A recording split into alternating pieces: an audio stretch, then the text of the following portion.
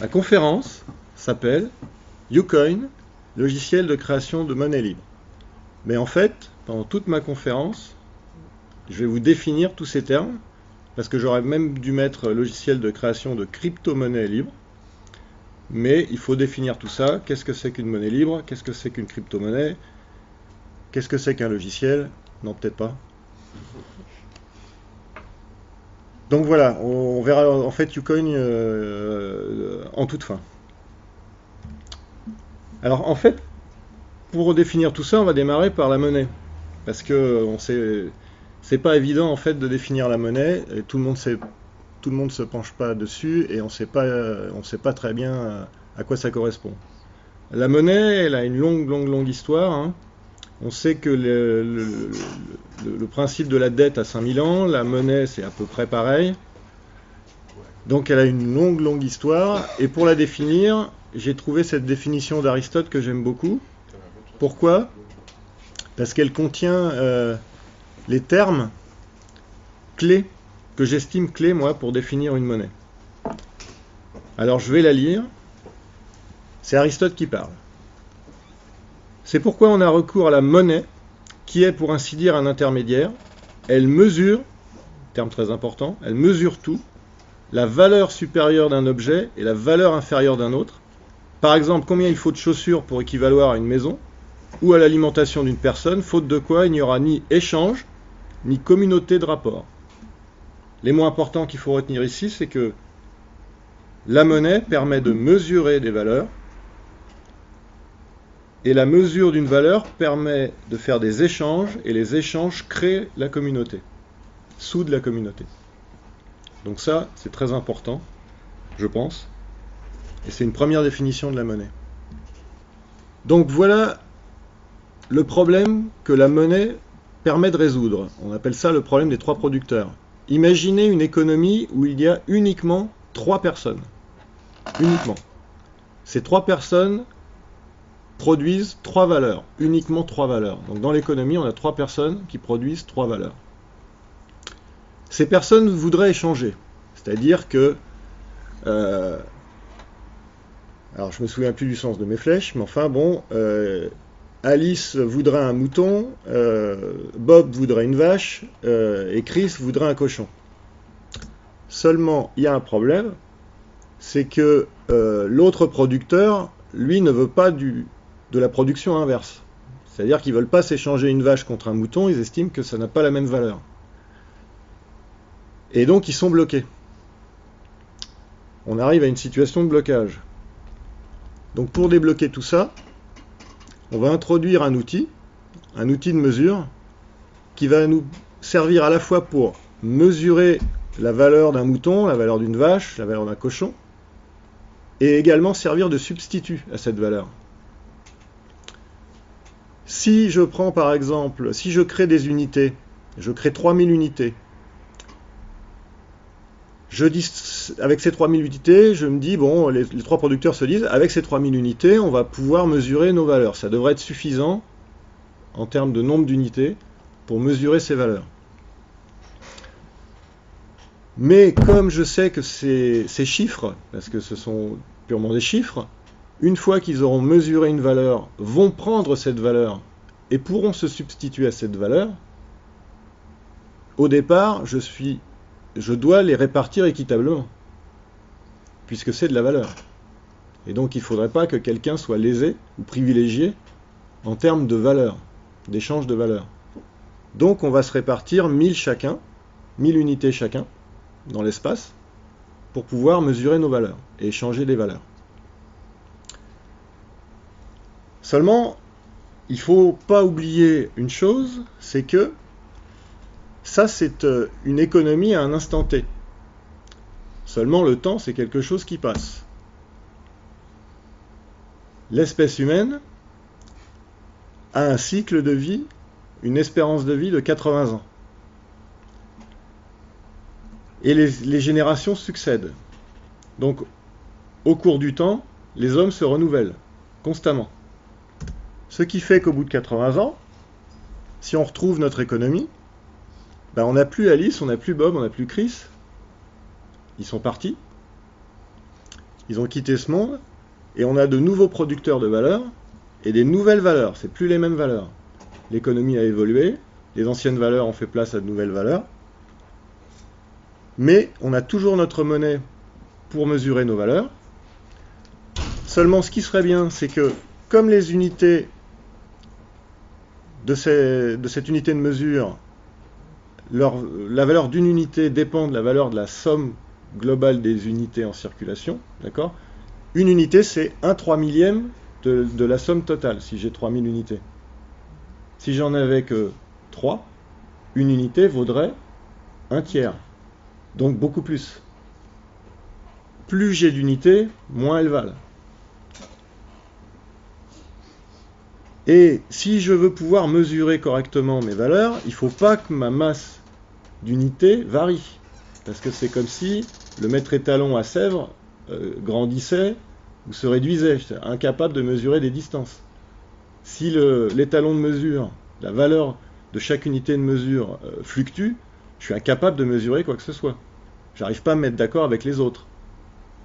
Donc, ce qui serait bien, c'est que la masse monétaire, en fonction du temps, au cours du temps, ne bouge pas. Ça, ce serait l'idéal. Pour que mon unité de mesure ne bouge pas. Et que je puisse continuer à mesurer mes valeurs dans une unité que tout le monde a compris et dont la valeur est stable. Ça, ce serait l'idéal. Donc voilà, j'avais un problème d'échange. J'ai introduit un outil de mesure et de substitution de valeurs, des chiffres qui eux-mêmes prennent de la valeur. J'ai à peu près établi qu'il faut que je prenne en compte les générations successives et le temps. Et je sais qu'il faut que ma masse monétaire soit stable. Je pense que j'ai à peu près fait le tour du problème. Donc maintenant qu'on a fait le tour du problème, on se dit, bon, ben, la monnaie a à peu près 5000 ans d'histoire, et donc on va voir en 5000 ans ce que des millions de spécialistes de la monnaie, d'économistes, de financiers, ont fait comme système pour résoudre ce problème. Ça doit être génial. Vous imaginez des milliers de personnes de génération environ qui améliorent un système pendant 5000 ans? On doit arriver à la quintessence de l'outil. Alors voyons voir ce qu'en dit Henry Ford du système que l'on a actuellement, qui s'appelle le système de la monnaie dette. Voilà ce que dit Henry Ford. Il est appréciable que le peuple de cette nation ne comprenne rien au système bancaire et monétaire, car si tel était le cas, je pense que nous serions confrontés à une révolution avant demain matin. Ça part mal quand même. Hein. Je ne sais pas ce que vous en pensez, moi je me dis que ça part un petit peu mal. Bon, on va regarder ça alors. Alors comment c'est organisé? Alors on a une banque centrale, d'accord. Elle émet de la monnaie qu'on appelle monnaie primaire ou monnaie fiduciaire. Fiduciaire, ça vient du latin fiducias, qui veut dire la confiance. Et en fait, ce sont les pièces et les billets qu'on connaît tous, qu'on a dans notre poche. Bon, pour l'instant, je vois pas trop de problème à ça. Alors tiens, on me dit qu'il y a un autre acteur dans la monnaie, ce sont les banques privées. Donc déjà, je me dis, des entreprises privées, c'est bizarre. Qu'est-ce qu'elles viennent faire dans une communauté? Puisque ce sont des intérêts privés. Alors là, j'apprends que ces entreprises privées créent une monnaie qu'elles appellent monnaie secondaire ou scripturale, c'est-à-dire des écritures simplement, des chiffres. Comme quand je fais un chèque ou quand je regarde mon compte en banque sur un ordinateur, ce sont des chiffres, et c'est ce qu'on appelle de la monnaie scripturale. Donc là, je commence un peu à tiquer. Est-ce que c'est grave tout ça? Ben oui, parce que moi je pensais que c'était le contraire, mais en fait je me rends compte que la monnaie fiduciaire qui est créée par la Banque centrale, qui est censée être un établissement voulu démocratiquement, contrôlé démocratiquement par les citoyens, qui l'auraient voulu donc ça, elle ne crée que 5% de la masse monétaire. C'est rien du tout, c'est ridicule. Donc ça veut dire que les pièces et les billets qu'on a dans notre poche, c'est 5% de la masse monétaire. Donc ça compte pratiquement pour rien. Et là, je me rends compte avec horreur que 95% de la masse monétaire, c'est de la monnaie scripturale, c'est-à-dire c'est des chiffres dans des ordinateurs. Et ça aurait été créé par des banques privées, des entreprises privées. Et là, je me dis, mais il y a un truc qui cloche là. De quel droit une entreprise a le droit de créer de la monnaie, devrait être un outil commun, et qui donne un pouvoir immense, par rapport à d'autres entreprises qui, elles, font un autre commerce et n'auraient pas le droit de créer de la monnaie. Je trouve ça quand même super bizarre. Alors voyons comment ça se passe, et comment les banques privées créent de la monnaie. En fait, elles peuvent le faire quand elles achètent des devises. Si elles achètent des dollars, par exemple, des devises étrangères, et ben en fait, elles vont pas donner des euros qu'elles ont soit dans leurs fonds propres, ni dans les dépôts des clients. Elles vont créer de la monnaie ex nihilo. Elles vont mettre des chiffres dans un ordinateur, elles vont créditer le compte du vendeur de la somme équivalente en euros. Mais il n'y a pas que ça, parce que ça, c'est pas une l'activité principale des banques.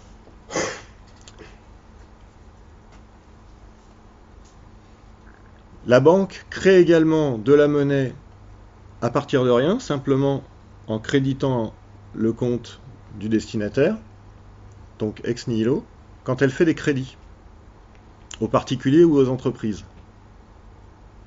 Et c'est ça qui constitue le principal de la création monétaire.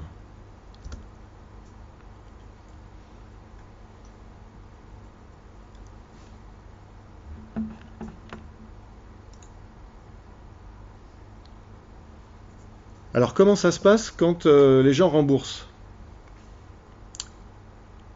Eh bien quand je rembourse, quand on m'a accordé un crédit et que je fais des remboursements, à chaque fois que je rembourse, la banque va garder le pourcentage des intérêts, mais elle va détruire ce qu'elle appelle le capital, c'est-à-dire le montant que vous avez emprunté.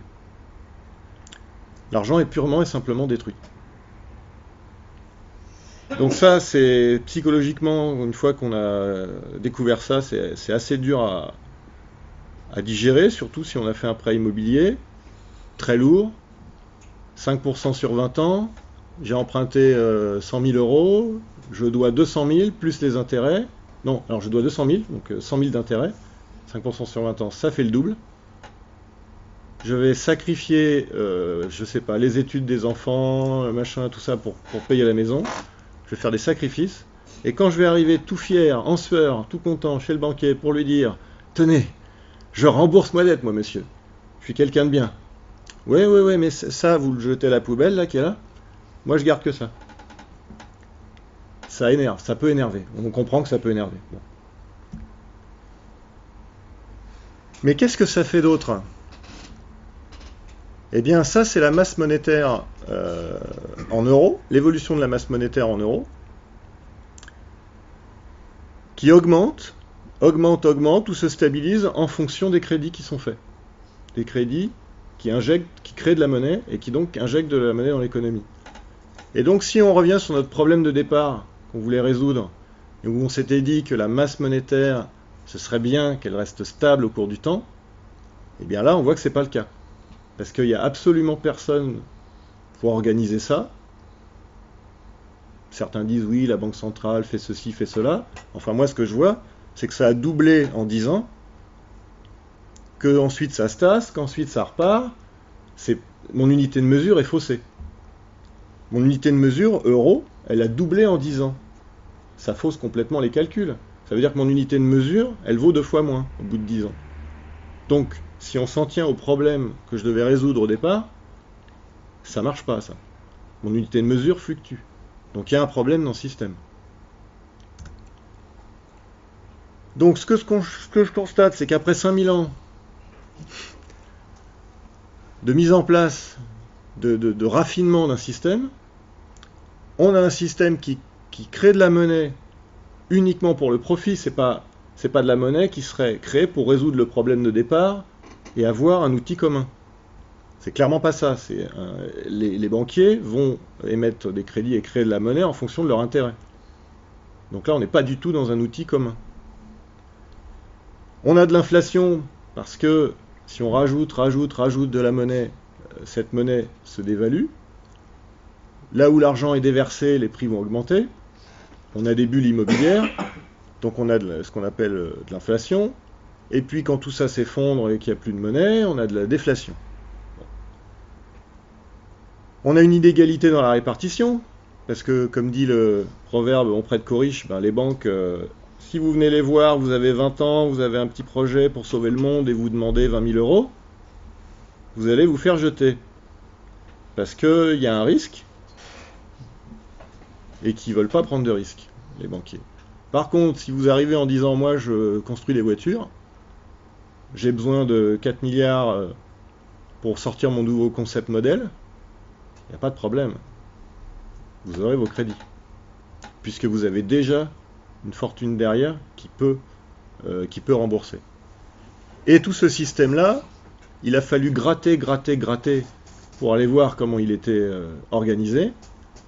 Et moi, j'ai cherché dans le code monétaire et financier la règle démocratique, citoyenne, qui a été votée par nos élus pour organiser ce système, je n'ai jamais trouvé. C'est-à-dire que tout ce qu'on a vu là, c'est dans aucun texte de loi. Alors si vous arrivez à le trouver, je suis preneur, mais moi je ne l'ai pas trouvé. Donc, on a toujours un problème à résoudre du coup. Puisque ce système de monnaie-dette n'a pas réussi à le résoudre, on va voir si la théorie relative de la monnaie de Stéphane Laborde, un ingénieur français, cocorico,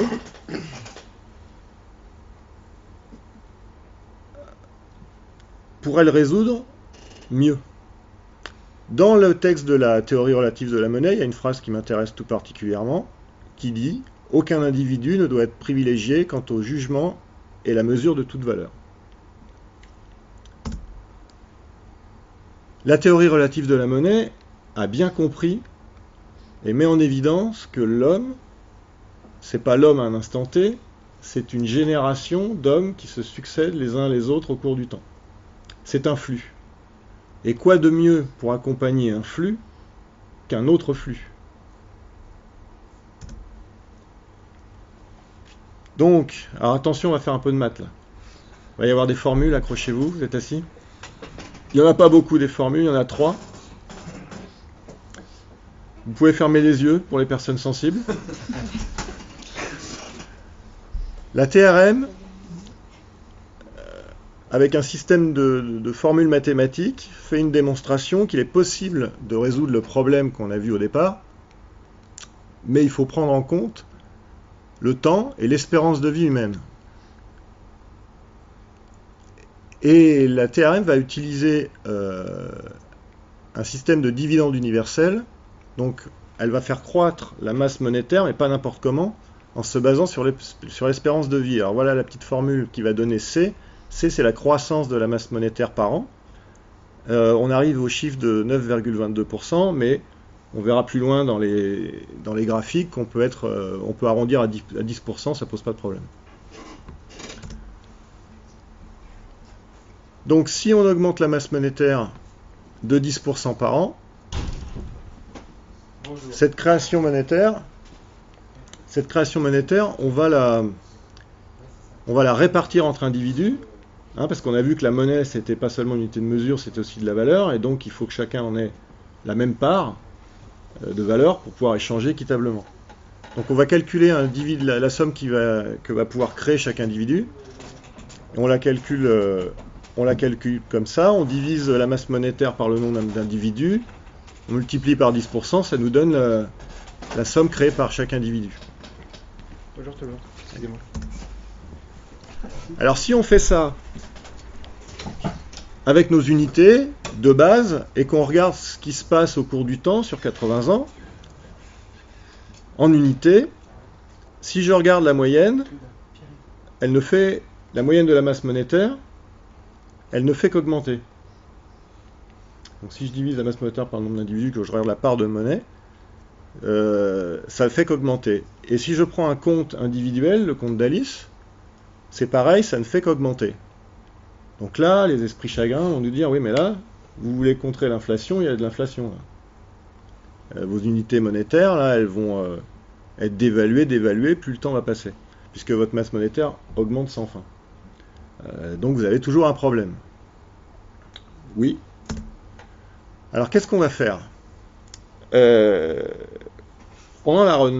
peu avant la Renaissance, pendant la Renaissance, Nicolas Copernic, un scientifique, qui faisait des calculs sur le mouvement des planètes, s'est rendu compte que c'était très très difficile d'arriver à des résultats qui correspondent à l'observation de ce qu'on voit dans le ciel, si on dit que la Terre est au centre et que les planètes et le Soleil tournent autour.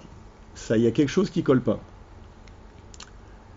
Donc ce qu'il a fait, c'est que il a dit, moi, je vais modifier mon référentiel et je vais dire, tiens, je vais prendre comme référence le Soleil, je vais le placer au centre et je vais refaire les calculs.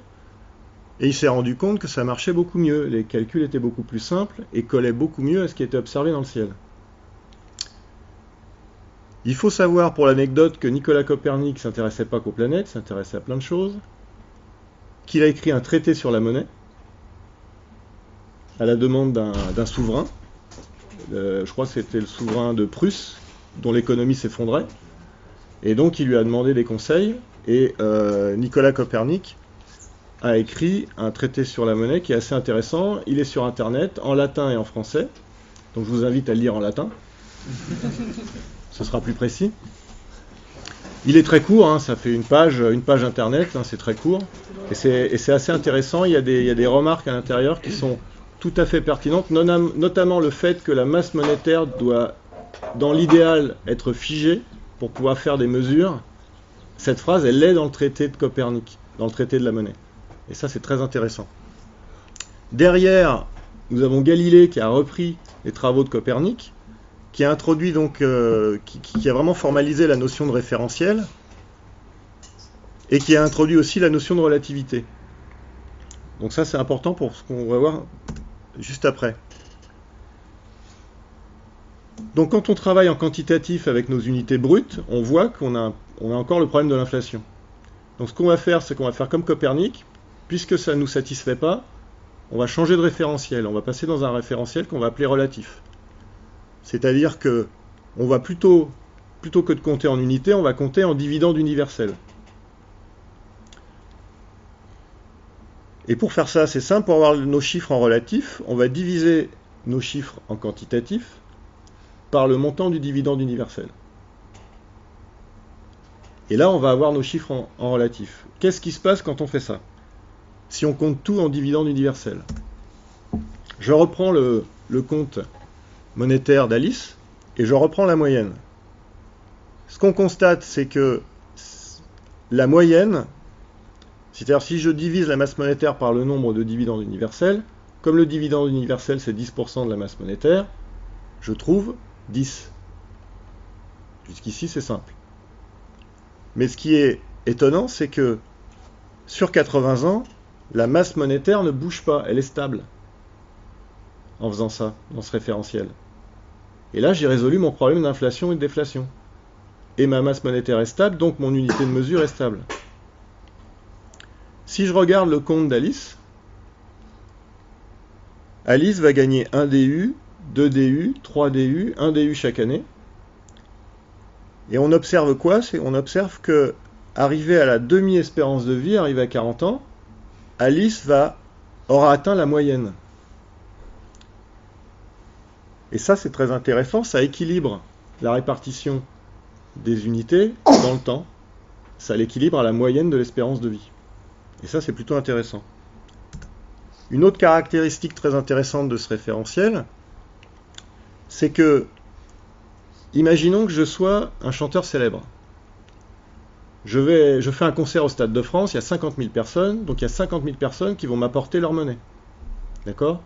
Du coup, mon compte monétaire va être bien au-dessus de la moyenne. Et puis j'ai un coup de blues, parce que je chante aussi un peu de blues, et puis je picole beaucoup, et je bois, et je me retrouve dans une clinique, je tombe malade, je me retrouve dans une clinique en Suisse. Là, je suis un peu à moitié paralysé, on me fait des dialyses, Je peux pas me gérer mon compte, c'est pas possible. Du coup, je touche plus à mon compte. Eh bien, j'observe qu'année après année, mon compte va tendre vers la moyenne. C'est une des caractéristiques de ce référentiel relatif. D'accord? Mais on ne peut pas appeler ça une monnaie fondante. Les gens qui vont vous dire, ouais, mais alors la monnaie fond. Non, la monnaie fond pas. Parce que d'abord, la masse monétaire moyenne ne bouge pas, donc il n'y a pas de création de monnaie. D'accord? Il n'y a pas de destruction de monnaie. Ça n'empêche que les comptes qui sont au-dessus de la moyenne vont tendre vers la moyenne, mais pas vers zéro. Une monnaie fondante, elle va tendre vers zéro et après on n'a plus rien. On n'a plus que nos yeux pour pleurer. Là, le compte tend vers la moyenne. Si par contre, je suis une jeune fille un peu en crise, et donc je suis paralysé dans cette clinique, et je ne peux pas toucher à mon compte, je crée quand même un DU par an, et année après année, mon compte va monter vers la moyenne.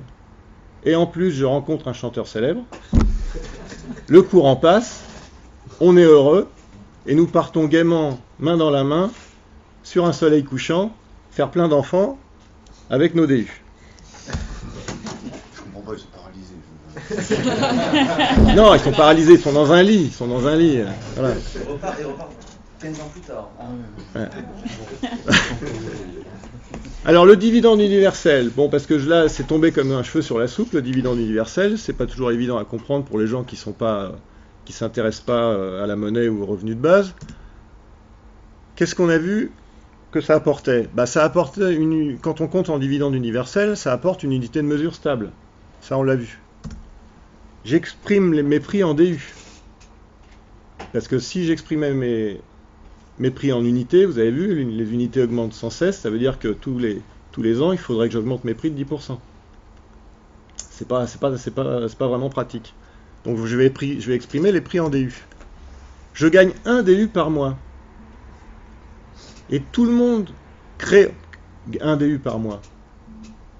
Le chiffre 1 par mois, c'est une unité de mesure, je vois pas plus simple en fait. Puisque je compte tout par rapport à 1. C'est comme si je comptais en RSA, par exemple. Je mesure tout selon ce DU mensuel. Les vélos, les cacahuètes, le vin, les produits, les services. C'est tout de même super simple. Puisque tout est basé sur 1. Certains esprits chagrins vont vous dire... Oui, mais moi, vous allez voir, votre truc, c'est débile. On ne pourra jamais exprimer les prix en relatif. Je dis, regardez les prix déjà affichés chez votre marchand de pommes. Vous avez des prix au kilo. C'est quoi ça, un prix au kilo? C'est un prix relatif au kilo. Donc vous avez déjà des prix en relatif, donc ça pose absolument aucun problème. Donc, si on fait le point sur... une monnaie libre, et si on travaille en relatif avec notre dividende universel, on a une création monétaire qui est symétrique dans l'espace et dans le temps, donc ça c'est plutôt sympa. On n'a pas d'inflation, on n'a pas de déflation, on a un auto-équilibre à la moyenne,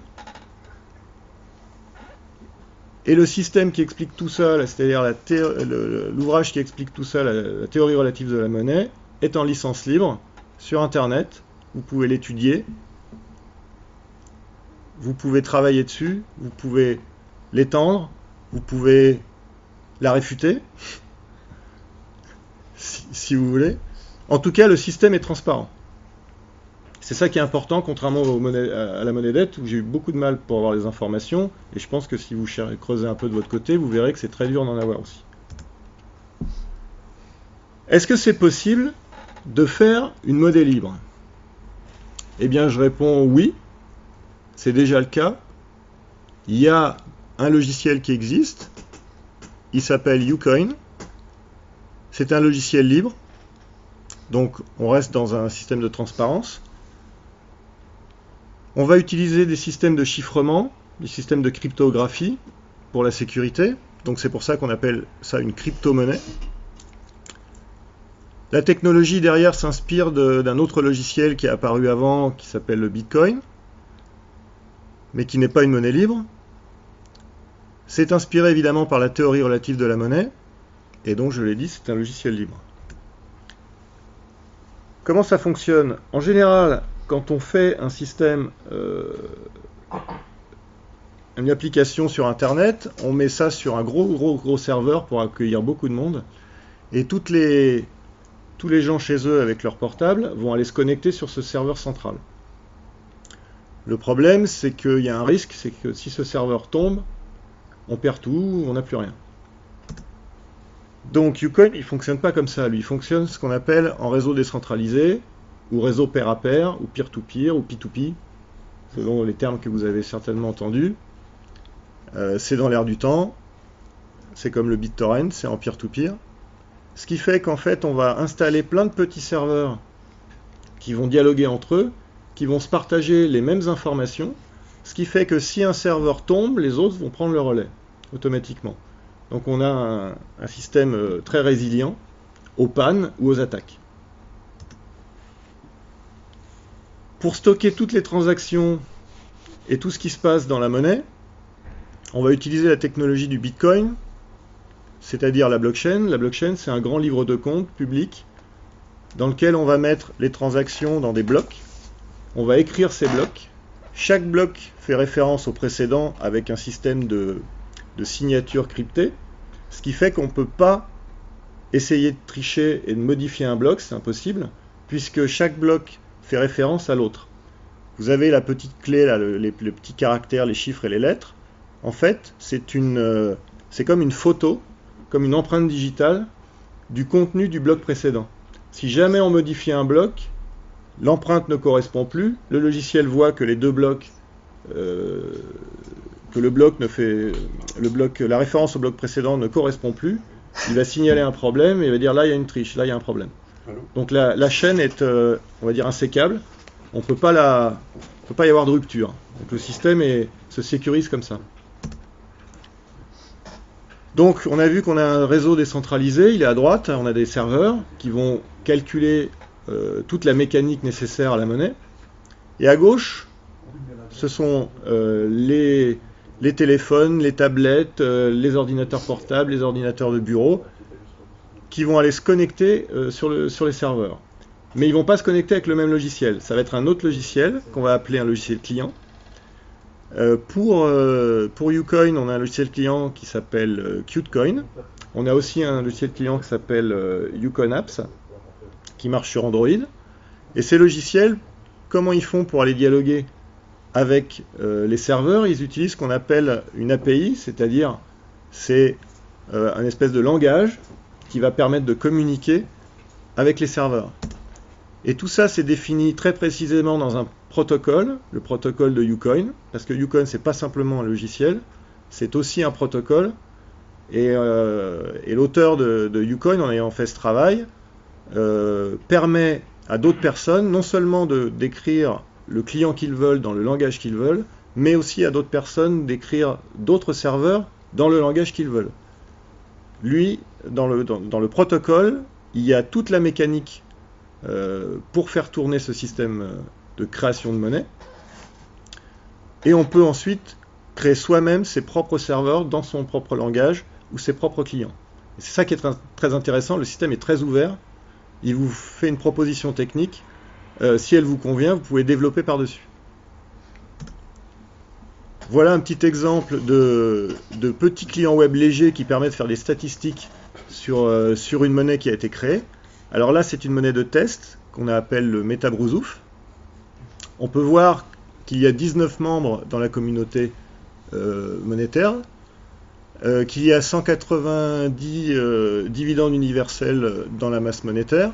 À gauche, vous avez les chiffres en quantitatif, en unités. À droite, vous avez les chiffres en dividendes universels. UD, c'est le dividende universel.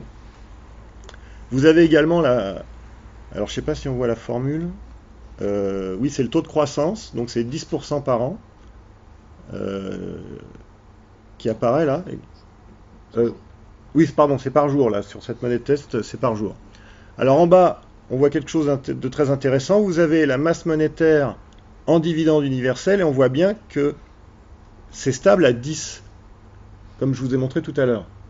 Donc vous voyez que par la pratique et par l'expérience, avec un logiciel qui simule l'évolution de la masse monétaire au cours du temps, ça marche. La masse monétaire est bien stable à 10 DU.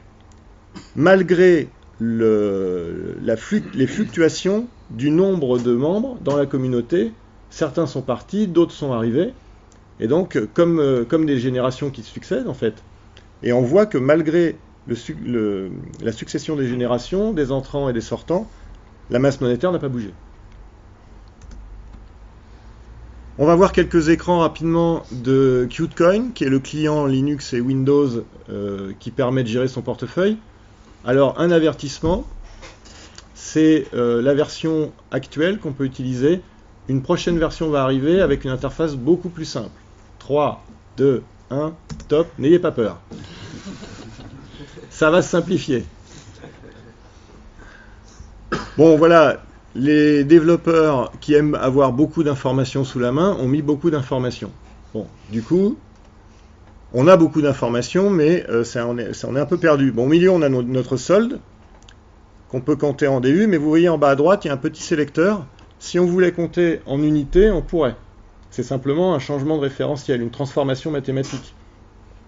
Et donc, on a d'autres possibilités. On peut faire du quantitatif à somme nulle, ou du relatif à somme nulle, pour les gens qui veulent visualiser les chiffres dans ce référentiel. J'ai un portefeuille. Ce portefeuille, il est symbolisé par une clé publique, donc c'est une suite de lettres et de chiffres.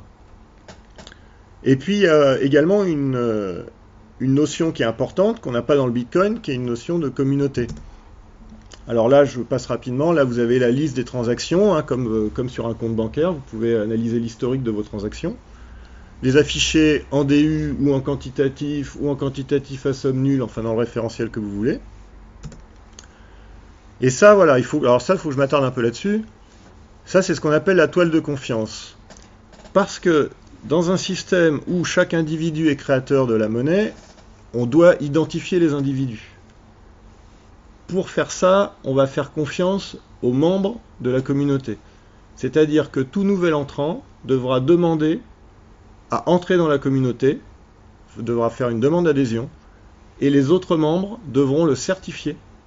Certifier que cette identité, que c'est bien un être humain, et qu'il est vivant, et qu'il ne fraude pas l'identité de quelqu'un d'autre, ou qu'il n'essaye pas de créer deux identités dans la communauté. Donc ça, c'est fait par les membres eux-mêmes, par les hommes, c'est pas un système automatique. Les femmes aussi. Les femmes aussi, pardon, oui. Voilà, là on voit donc les serveurs. Alors ça, voilà, oui, ça c'est aussi pour les geeks. Là vous voyez ce que je vous ai montré là, le serveur décentralisé, c'est tous les serveurs qui dialoguent entre eux, et sur chacun d'eux vous avez un logiciel Ucoin. Alors celui qui est en vert, c'est celui qui marche bien. Ceux qui sont en orange, ils marchent un peu moins bien. Et ceux qui sont en rouge, ils marchent pas du tout. Voilà. Et je vous parlais de la transparence. Et nous, qui contribuons aux monnaies libres, vraiment, c'est un poids d'honneur là-dessus. Hein. Ça suit la philosophie du logiciel libre.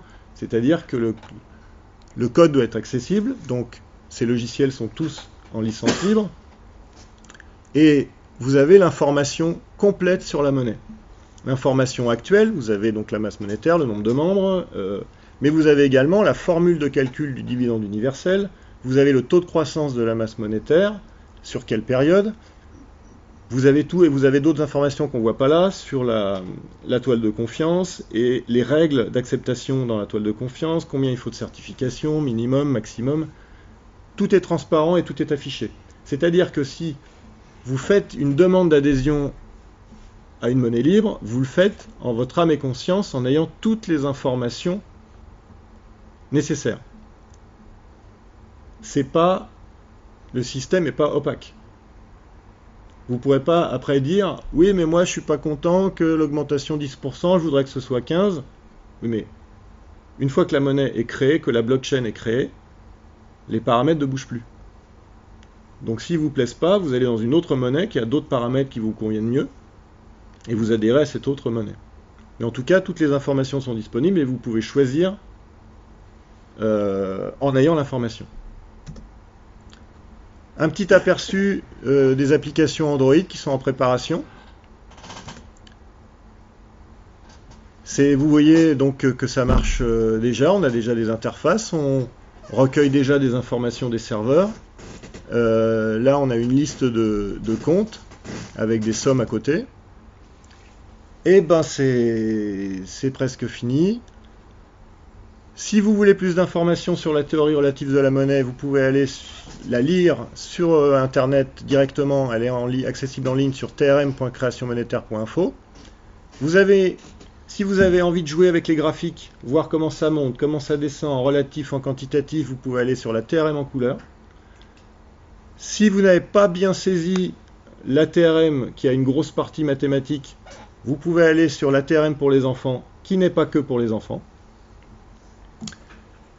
Et si vous voulez vous tenir au courant de toute l'actualité monétaire, que ce soit la monnaie dette ou les monnaies libres, eh bien je vous invite à suivre le blog de Stéphane Laborde, le concepteur de la théorie relative de la monnaie, sur creationmonétaire.info.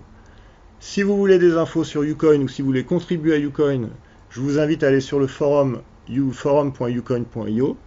Vous avez aussi toutes les informations sur ucoin.io en anglais et en français, et encore plus d'informations sur ucoin.fr en français. Et si vous voulez retrouver tous ces liens sur un seul site, vous allez sur mon petit site à moi, vite.free.fr. Voilà, c'est fini. Tes questions ? Bravo.